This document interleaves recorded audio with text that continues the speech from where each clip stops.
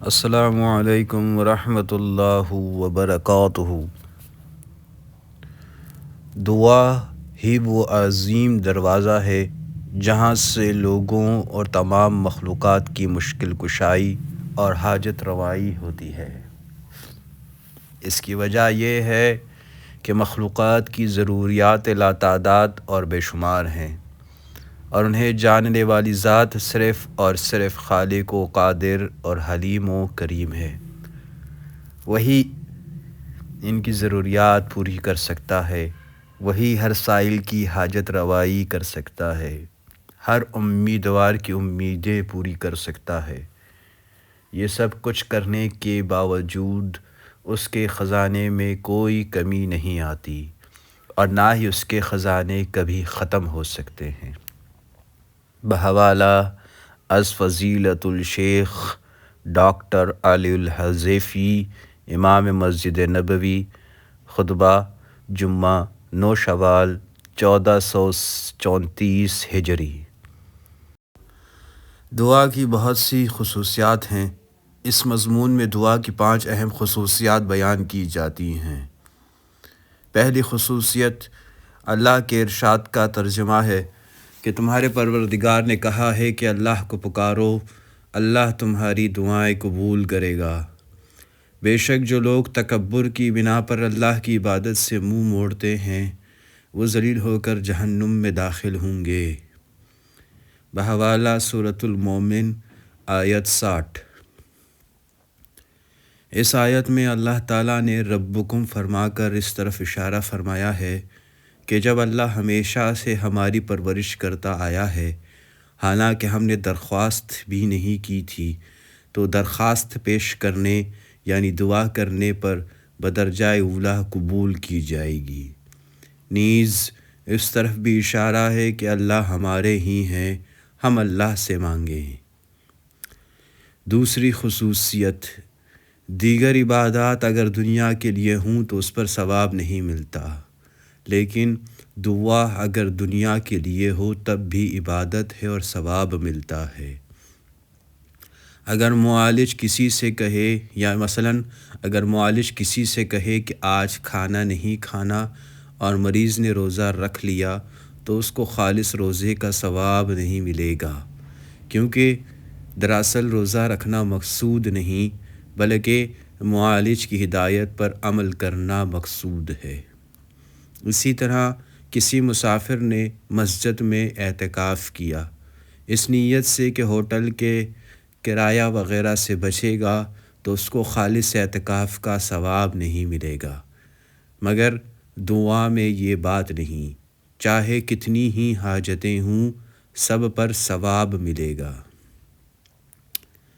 تیسری خصوصیت، دعا میں سراسر نیاز مندی، عجز و انکساری، اظہار عبدیت اور محتاجی ہے، جو بذات خود بڑا محبوب عمل ہے۔ چوتھی خصوصیت، دعا سے اللہ خوش ہوتا ہے اور دعا نہ کرنے سے اللہ ناراض ہوتا ہے۔ آیت کے الفاظ ان الذین یستکبرون سے معلوم ہوتا ہے کہ دعا نہ مانگنے والا متکبر اور نامراد و ذلیل ہے۔ نبی پاک صلی اللہ علیہ وسلم کا ارشاد کا ترجمہ ہے کہ جو اللہ سے نہیں مانگتا اللہ اس سے ناراض ہوتا ہے۔ بحوالہ جامع ترمذی ابواب الدعوات 3373۔ پانچویں خصوصیت، دعا اختیاری اور غیر اختیاری دونوں امور میں کی جاتی ہے، بلکہ اختیاری امور میں دعا کی سخت ضرورت ہے، اس لیے کہ اختیاری امور کے جو اسباب ہیں وہ غیر اختیاری ہیں، جن کا دعا کے سوا کوئی علاج نہیں۔ مثلاً کھیتی کرنے میں ہل چلانا،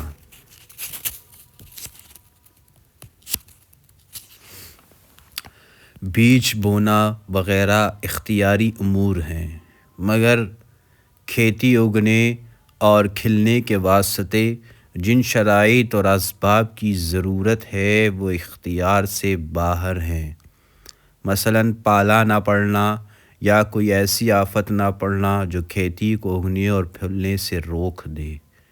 اسی لیے اللہ جل شانہ نے فرمایا، ترجمہ کہ اچھا یہ بتاؤ کہ جو کچھ تم زمین میں بوتے ہو کیا تم اسے اگاتے ہو یا اگانے والے اللہ ہے۔ بحوالہ سورۃ الواقعہ آیہ 63-64۔ اس سے ثابت ہوا کہ اختیاری کاموں میں تدبیر اور کسب کے ساتھ دعا کی سخت ضرورت ہے۔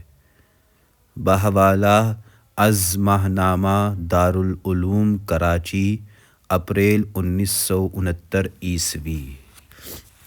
اللہم صلی علی محمد وعلی آل محمد کما صلیت علی ابراہیم وعلی آل ابراہیم انک حمید مجید۔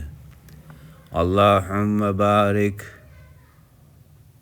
علی محمد وعلی آل محمد کما بارکت علی ابراہیم وعلی آل ابراہیم انک حمید مجید۔